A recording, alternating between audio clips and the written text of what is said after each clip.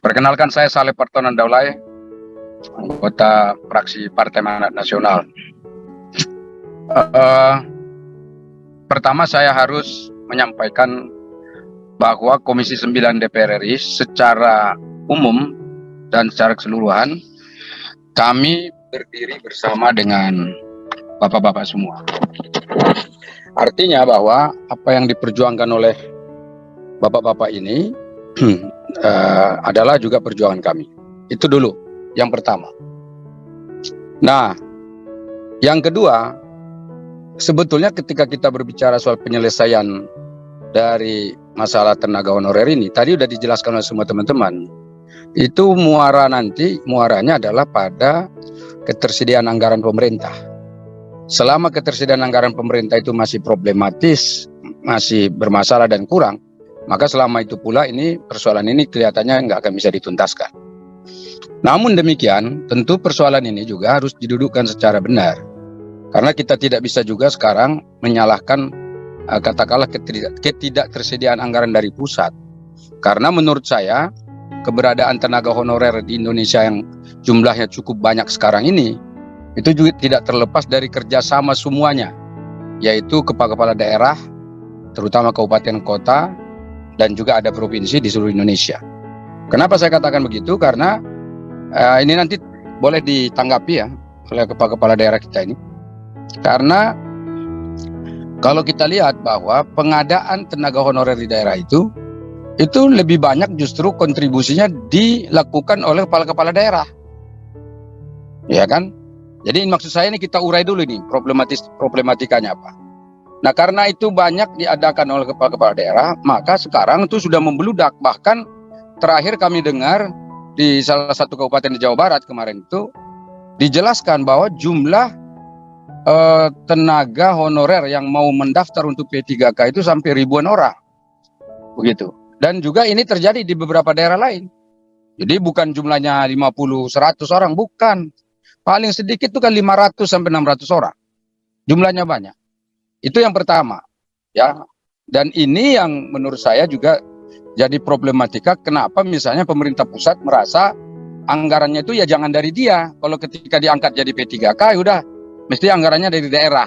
Kurang lebih begitu. Karena alasan-alasan tadi yang ngangkat kan bukan kami, yang mempergunakan juga nanti tenaganya bukan kami. Kurang lebih begitu. Walaupun nanti ini bisa kita perdebatkan. Itu satu. Yang kedua, Bapak Ibu Saudara, ini soal pendataan dari tenaga honorer kita di daerah. Pendataan ini jadi problematika juga. Kenapa? Karena ya jenis-jenis tenaga honorernya kan macam-macam. Ada yang katanya tenaga honorer dari pusat. Pusat itu ada yang pendamping PKH, gitu, pendamping dana desa, pendamping macam-macam itu dipekerjakan oleh kementerian dari Jakarta. Tetapi ada yang memang dipekerjakan dari pemerintah daerah. Kemudian ada yang TKS namanya itu. Ini bolak-balik ini, sudah saya sering soal ini, TKS, tenaga kerja sukarela. Itu juga ada jenis itu. Nah sekarang ini pendataan mereka ini, itu sebetulnya tidak rapi. Maka untuk tadi ikut melakukan tes P3K sekarang, mereka kan diminta untuk juga mendaftar ulang. Mengapa harus mendaftar ulang ya? Karena memang datanya nggak jelas.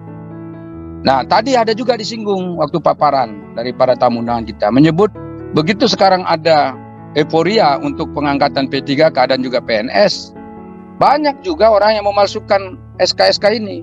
Ada yang memalsukan, berlaku tanggal mundur dan seterusnya. Ini juga jadi problem. Nah karena itu ini juga mesti harus didudukkan secara bersama-sama.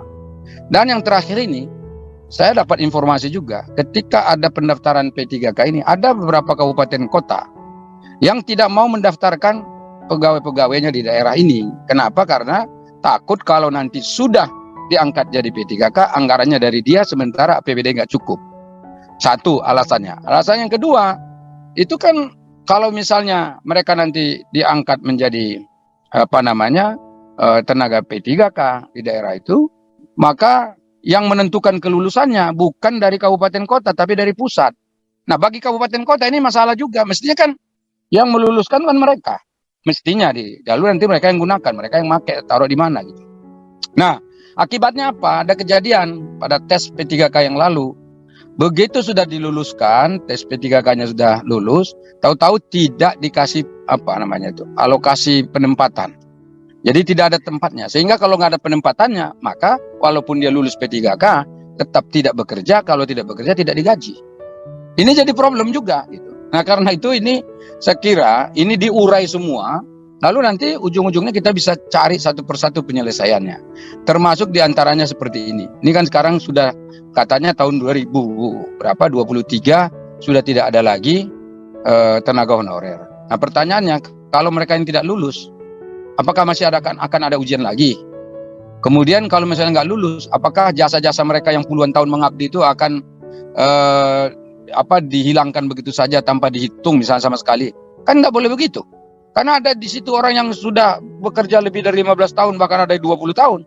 Mereka hanya berharap diangkat jadi P3K, nggak diangkat. Nah kalau dia nggak lulus tes, lalu mau diapakan? Ini kan jadi problem juga itu. Nah karena itu ini juga harus ada solusinya. Bagaimana pemerintah bisa mengatasi ini? Karena pemerintah sendiri yang ngomong tidak ada lagi tenaga honorer. Karena itu pemerintah lah yang harus menyelesaikan. Jangan ada orang tertinggal, itu tidak berkeadilan. Ada yang lolos, ada yang tidak lulus, ya. Nah, sembari kita menyelesaikan masalah-masalah yang ada. Kemudian ada juga ini problem di tengah-tengah situasi penerimaan PNS dan juga P3K seperti ini. Saya lihat pengangkatan TKS di daerah itu masih ada. Ini sudah jadi problem, tapi masih ada juga TKS ini. Apalagi kan sekarang udah banyak, ya kan sudah nggak tertampung, uangnya nggak ada, tapi kok masih ada gitu. Nah ini jadi juga harus dievaluasi secara total.